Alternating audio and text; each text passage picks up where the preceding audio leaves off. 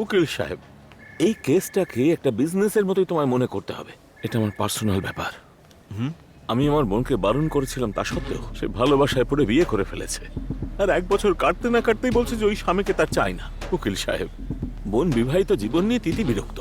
সে মনে করছে যে সে একটা কয়েদির জীবন যাপন করছে। এখন তুমি যা হোক করে ওর স্বামীর থেকে আলাদা করে দাও। ডিভোর্স? হুম, সরি অধ্যক্ষবাবু, আমি ডিভোর্সের কেস নিই না। এরকমটা বলো না উকিল সাহেব।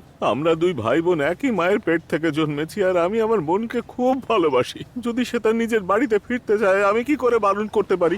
আমি এটা বলছি না যে আপনি আপনার বোনের ডিভোর্স করাবেন না, আমি এটা বলছি যে আমি এইসব কেস নিই না। ভগবানের দোহাই, তুমি এরকমটা বলো না। তুমি যা হোক করে এই কেসটা নিয়ে নাও প্লিজ। না অধ্যক্ষবাবু, এই ডিভোর্সের কেসেসের জন্য আমাকে ফোর্স করবেন না। উকিল সাহেব, তুমি একবার তো বিচার করো কেসটা নিয়ে। অধ্যক্ষবাবু, আমার এখন অনেক কাজ আছে, আমি আপনার সাথে পরে কোর্টে দেখা করে নেব। দেখা হবে